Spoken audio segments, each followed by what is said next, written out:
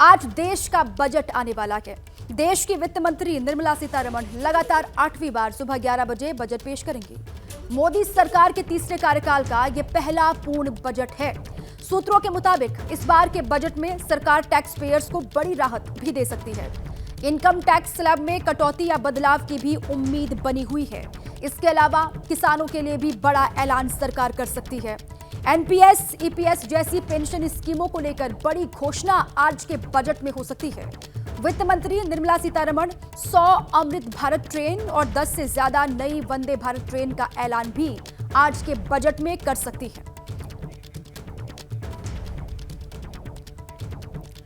देखिए, इस बजट की 10 बड़ी बातें क्या क्या हो सकती है। मोदी सरकार के तीसरे कार्यकाल का यह दूसरा बजट है और पहला ये पूर्ण बजट है। मोदी सरकार के तीसरे कार्यकाल का ये बजट और साथ ही वित्त मंत्री निर्मला सीतारमण का लगातार ये 8वां बजट है जो वो पेश करेंगी।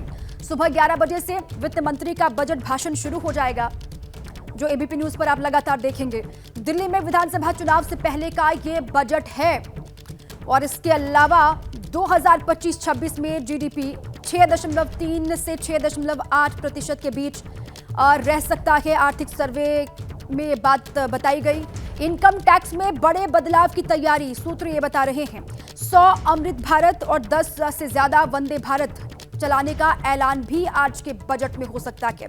इसके अलावा ईपीएस के तहत न्यूनतम पेंशन 5,000 हो सकती है और 5 साल के बाद शनिवार के दिन देश का बजट पेश हो रहा है। बजट की वजह से शनिवार को भी शेयर बाजार खुले रहेंगे। तो बजट की 10 बड़ी बातें। देखिए, इस बजट से सभी सेक्टर को बेतहाशा उम्मीदें हैं। और देखिए, आज का बजट अभी तक आपको बताएं, जो सूत्र बता रहे हैं, इनकम टैक्स में बड़े बदलाव की तैयारी है। सूत्रों के हवाले से ये जानकारी सामने आई है। 20% और 30% के स्लैब में बदलाव की गुंजाइश बताई जा रही है। स्टैंडर्ड डिडक्शन 75,000 से बढ़ाकर 1 लाख होने की उम्मीद है और साथ ही कॉर्पोरेट टैक्स में सीधे राहत की संभावना अभी कम बनी हुई है। एनपीएस, ईपीएस और यूपीएस जैसी पेंशन स्कीमों को लेकर भी सरकार की ओर से बड़ी घोषणा की जा सकती है। ईपीएस के तहत न्यूनतम पेंशन 5,000 हो सकती है।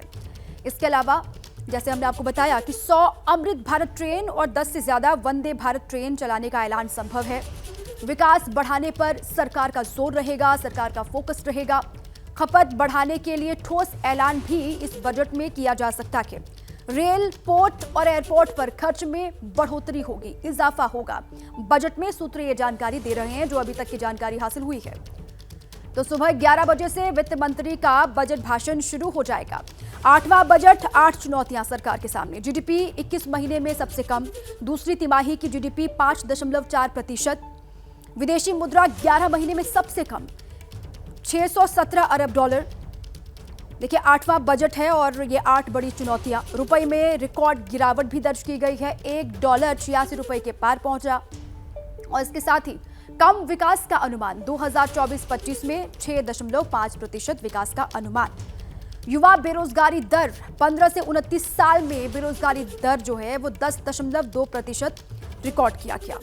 चीन के साथ व्यापार असंतुलन 2023-24 में 7 लाख करोड़ के पार हो गया। 7वीं चुनौती, खाने पीने की चीजों की महंगाई बेतहाशा, दिसंबर में 8.39% महंगाई और साथ ही गिरता शेयर बाजार। सेंसेक्स 78,000 के नीचे पहुंचा। तो ये 8वां बजट है वित्त मंत्री का और ये 8 बड़ी चुनौतियां उनके सामने। देखिए, बजट से पहले पीएम मोदी ने यह संकेत दिया है कि यह सबको खुश करने वाला बजट होगा। बजट सत्र से पहले उन्होंने पहले संबोधन में पीएम मोदी ने विपक्ष पर कटाक्ष भी किया।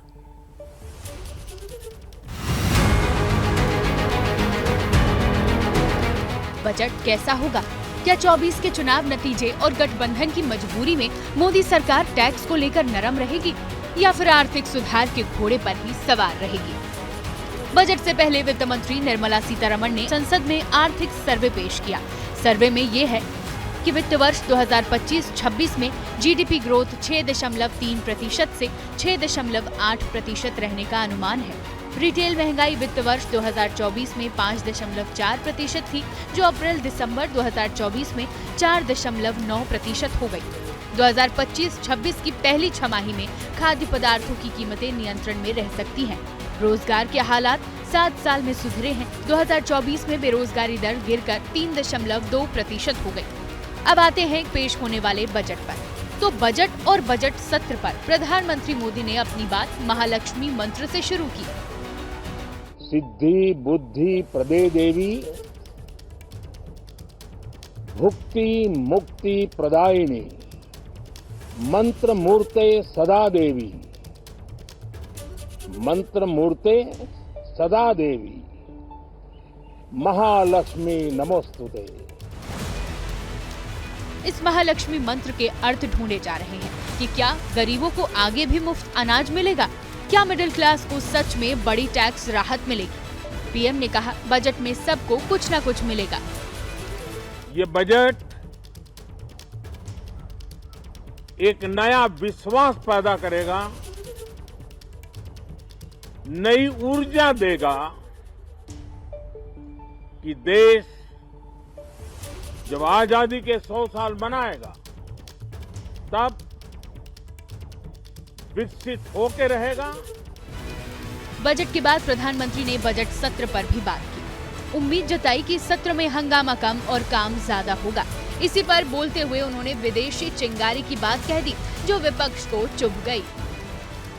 हर सत्र के पहले शरारत करने के लिए लोग तैयार बैठते थे और यहाँ उसको हवा देने वालों की तो कमी नहीं है। ये पहला सत्र मैं पिछले 10 साल के बाद देख रहा हूं कि जिसमें किसी भी विदेशी कोने से कोई चिंगारी नहीं हुई। पीएम का इशारा हिंडनबर्ग रिपोर्ट, पेगासस रिपोर्ट और अडानी मामले की तरफ था। बीजेपी का आरोप रहा है कि ऐसे मामले जानबूझकर संसद सत्र को डिरेल करने के लिए उछाले जाते हैं। हालांकि पीएम ने किसी पार्टी का नाम नहीं लिया, पर कांग्रेस निशाना समझ गई। तो कहना ही है उन्हें जी, तो ये सब कहेंगे, वो हमेशा यही करते हैं। जनता की जो इश्यूज हैं उनके बारे में बात नहीं करते, जवाब नहीं देते। आपने पिछला सेशन देखा, चर्चा ही नहीं की। संसद के बजट सत्र का पहला हिस्सा 13 फरवरी तक चलेगा। सरकार इसमें 16 विधेयकों को पास कराने की कोशिश में है। इनमें सबसे अहम वक्फ संशोधन बिल है, जिस पर पिछले सत्र